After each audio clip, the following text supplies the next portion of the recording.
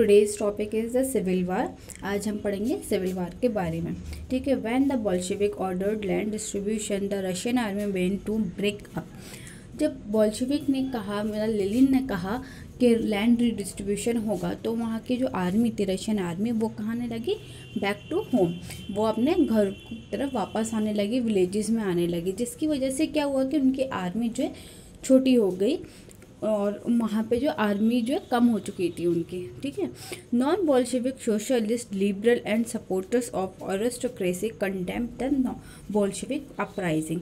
अब non Bolshevik जो थे रशिया में और लिबरल सपोर्टर और अरिस्टोक्रेसी जो थे, उन लोगों ने क्या करा, जो बोल्शेविक जो अपराइजिंग करा तो उसकी पावर अपराइजिंग हुई थी, उसे कंडेम्प्ट कर दिया, यानी कम करना शुरू कर दिया।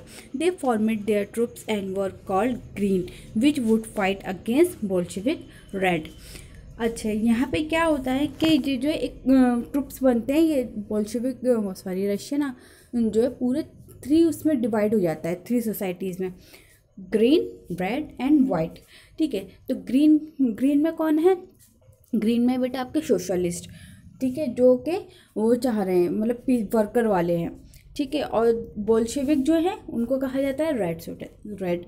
और जो प्रोज़ार वो कौन है? White. Controlled the most of the Russian empire. उनके हाथ में जो पहले से ही प्रिविलेजेस जो लोग थे वो थे वाइट। ठीक है। तो इस तरह से रशियन सोसाइटी को हम देख सकते हैं कि 3 कलर्स के उससे वो डिवाइड हो चुकी थी, रेड, ग्रीन एंड वाइट। ठीक है। They were supported by French, American, British and Japanese troops. अब क्या हुआ कि ये लोग ना पहले आपस में लड़ रहे थे। ग्रीन जो लड़ रहा था अपने लेने के लिए, लैंड लेने के लिए, क्योंकि लैंड डिस्ट्रीब्यूशन हुआ था। वाइट जो है वो देना नहीं चाहते थे उन लोगों को, क्योंकि वो तो प्रिविलेजेस लोग थे, तो इसलिए ग्रीन की वाइट की ग्रीन से होती थी और वाइट की रेड से भी हुई थी, और रेड ग्रीन से भी लड़ रहा था क्योंकि सॉलिडर्स अपने घर पर आ गए थे। तो इस तरह से पूरे रशिया में ना एकदम वो हर तरफ लड़ाई ही चल रही थी। अब इसको क्या हुआ? They were support by French, American, British and Japan troops. अब इसको जो रशिया को सपोर्ट मिला, बोल्शेविक को सपोर्ट मिला बाहर के अदर कंट्रीज से। ठीक है। जिसमें फ्रेंच, अमेरिका, ब्रिटिश और जापानीज ने करा, जापान ने।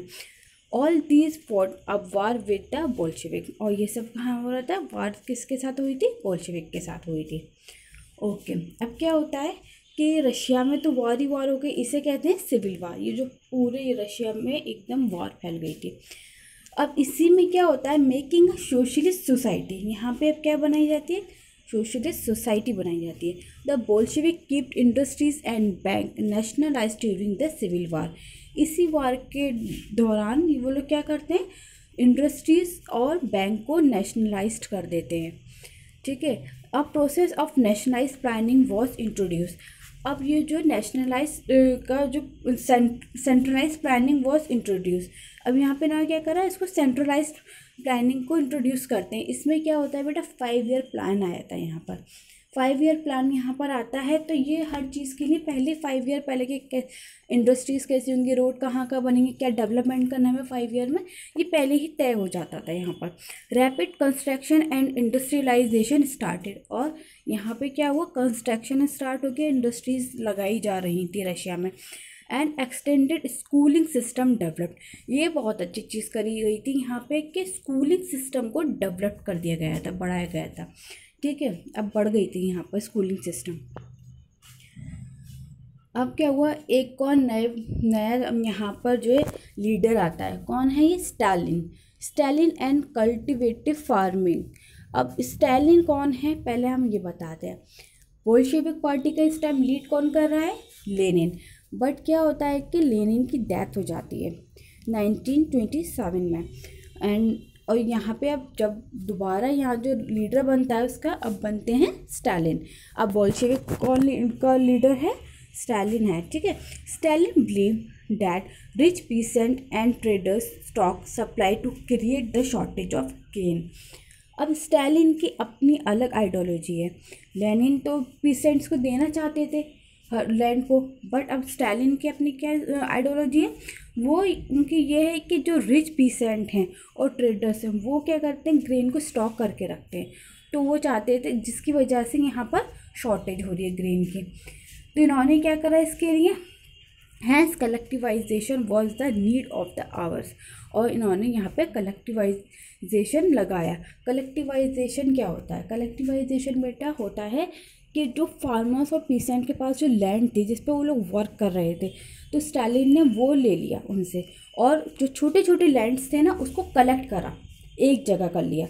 जैसे अब आप जो एक एक करके इंडिविजुअली आप वर्क नहीं करेंगे बल्कि टुगेदर होकर वर्क करेंगे। एक बड़ा लैंड कर लिया, क्योंकि जब बड़ी ज़मीन होती है तो उस पर मशीनरी अच्छी तरीके से वर्क कर सकती है, उस पर ज़्यादा से ज़्यादा टेक्नोलॉजी का यूज़ किया जा सकता है, ना कि स्मॉल लैंड्स पे, क्योंकि स्मॉल लैंड पे फिर क्या होता है इंसान ही वर्क कर पाता है। तो इन्होंने ये करा कि वो पूरा एक बड़ा एरिया लिया और उस पर जो इन्हें उगवाना होता था ये वो बताते थे कि आपको ये ग्रो करना है, ठीक है। तो उससे क्या होता था कि इन्हें पता होता था कि कितना यहाँ पर क्रॉप्स होगा और कितना इसका प्रॉफिट होना है।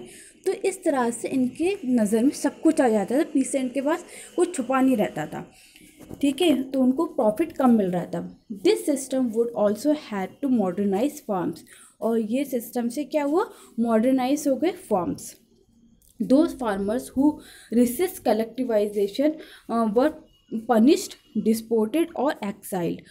अगर कोई फार्मर इसके अगेंस्ट जाता था या मना करता था कि नहीं हम इस कलेक्टिवाइजेशन नहीं कराएंगे, तो उसको पनिश किया जाता था, ठीक है।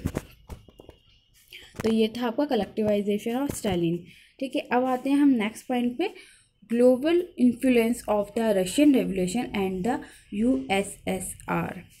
अब ये सब जो चल रहा है रशिया में, इसका ग्लोबल पे क्या इफेक्ट पड़ रहा है, ठीक है। अब इसमें हम ये पढ़ेंगे, by the 1950 it was recognised in the country and outside that everything was not in keeping with the ideal of the Russian revolution. 1950 में जो ये रिकॉग्नाइज्ड हुई हैं कंट्री, तो बाहर क्या था उन लोग को इतना नहीं पता था कि क्या चल रहा है उसके रशियन रेवोल्यूशन के बारे में, ठीक है।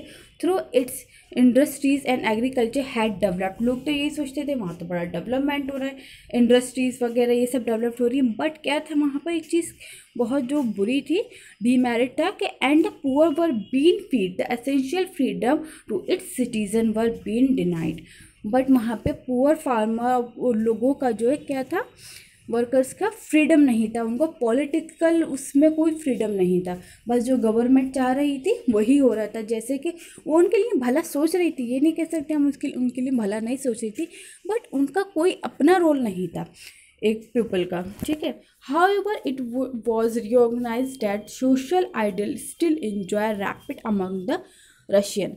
और क्या हुआ कि वहाँ पे सोशल आइडियल जो था वो ये इंजॉय कर रहा था और रशियन में, ठीक है। But in each country the ideas of socialism were rethought in a variety of different way. But हर एक कंट्री में ये जो आइडिया था सोशलिज्म का, इसको अलग उससे लिया जाता था, हर अलग अलग वे से लोग ले रहे थे। तो इसलिए जो है बाद में क्या हुआ, USSR ने जो है इसको ख़त्म कर दिया, सोशलिज्म के आइडिया को, कहा कि नहीं ये एक सही नहीं है एक कंट्री को चलने के लिए, जब दूसरे लोग ने इसको दूसरे वे में लिया तो, ठीक है। तो ये था आपका चैप्टर में सोशलिज्म किस तरह से रशिया में आया और रशियन रेवोल्यूशन। तो आपने देखा कि किस तरह से ये चेंज होते चले गए, लेनिन, स्टालिन और ज़ार का, कि ज़ार थे फिर उसके बाद स्टालिन, लेनिन आया फिर उसके बाद स्टालिन आया। तो आपका चैप्टर यहीं कंप्लीट होता है। ओके।